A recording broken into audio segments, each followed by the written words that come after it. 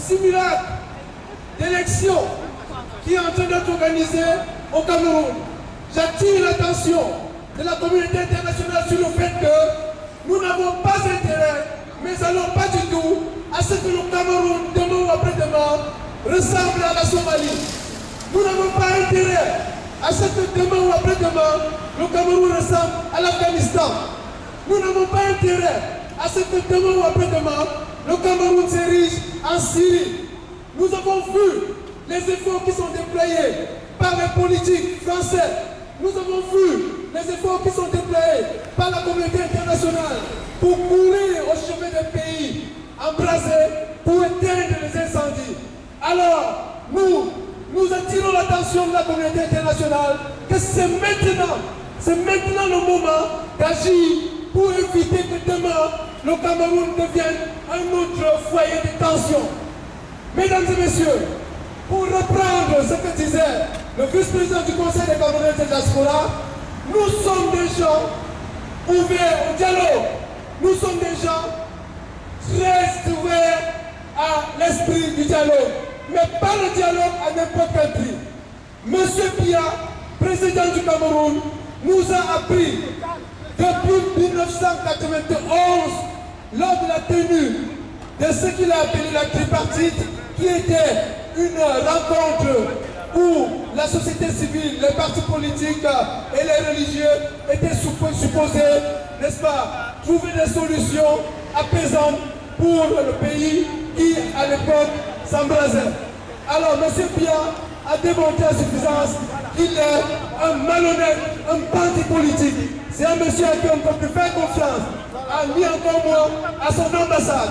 Mais, étant donné que les Camerounais d'aujourd'hui sont appelés à dialoguer pour construire le Cameroun de demain, nous appelons tous les Camerounais à prendre conscience maintenant qu'il faille prendre des dispositions pour instaurer au Cameroun, pour établir au Cameroun ce que nous appelons les préalables démocratiques.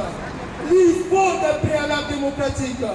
Il faut que le régime camerounais, un régime coulant, qu'il ait ce courage d'admettre que les Camerounais doivent pouvoir s'asseoir autour d'une table pour jeter les bases, n'est-ce pas, de la construction d'un véritable état de droit. En cela, nous demandons au régime dictatorial de M. Biya d'annuler les élections qui sont tenues au jour d'aujourd'hui, de mettre sur pied une commission électorale nationale indépendante afin qu'elle puisse se charger d'organiser des nouvelles élections transparentes, des nouvelles élections qui permettraient au peuple camerounais de se doter de femmes et d'hommes capables, n'est-ce pas, de lui redessiner un nouveau destin. Voilà ce que le Conseil des Camerounais de la diaspora demande avec insistance. Nous demandons également au régime du Cameroun, au régime dictatorial du Cameroun, d'élargir, pour ne pas dire de libérer de façon inconditionnelle tous les prisonniers politiques.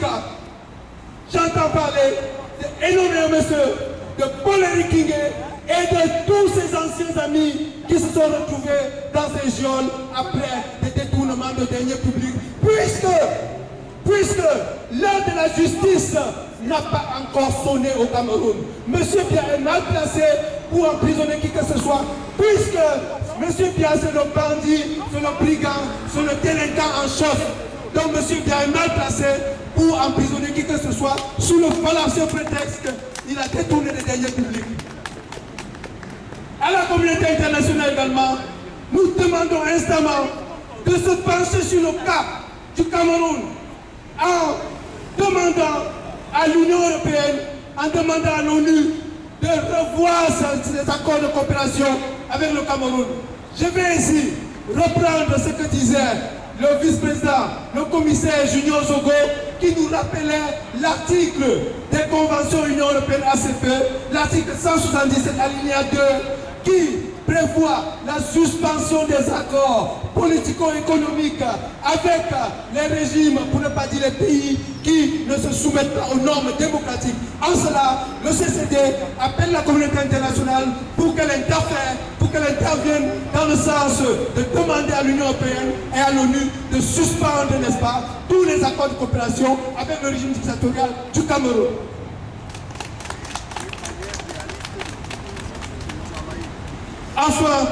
Enfin, nous allons dire une fois de plus que ce qui se passe au Cameroun en ce 30 septembre 2013 ne nous concerne pas. Ce qui se passe au Cameroun en ce 30 septembre 2013, c'est une mascarade électorale. Ce qui se passe au Cameroun en ce 30 septembre 2013, c'est une autre supercherie du régime pour se donner non seulement bonne conscience, mais aussi pour se fabriquer une légitimité. Légitimité que ce régime n'a plus depuis pratiquement 2011, date à laquelle ce régime était supposé passer la main.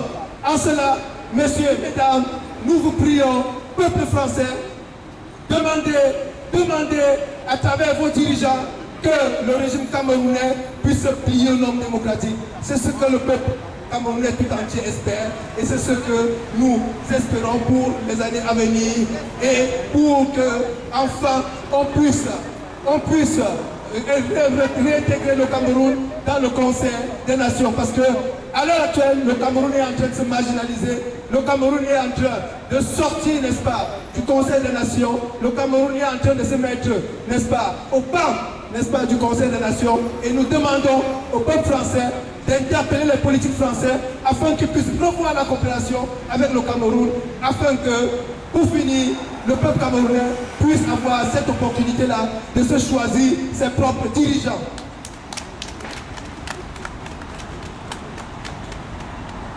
Alors donc, avant que nous passions à l'hymne national, je vais, une fois de plus, redonner la parole au vice-président, le commissaire de police Junior Zogo, qui va certainement nous dire quelques deux mots.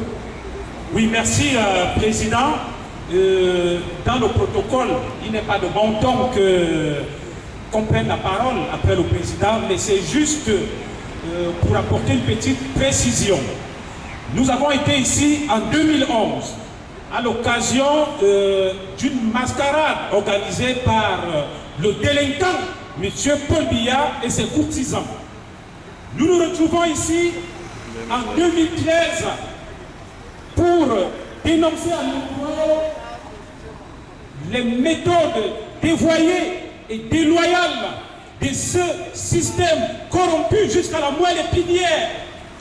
Mais rassurez-vous, le président du CCD a attiré l'attention de la communauté internationale et des amis du Cameroun. Moi, je mets en garde la communauté internationale et je mets en garde M.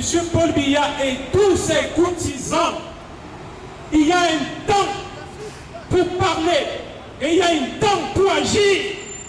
Nous ne saurons transformer cette place forte dite de la porte d'Auteuil en un rituel ubuesque où nous nous présentons à toutes les occasions pour tenir le même discours.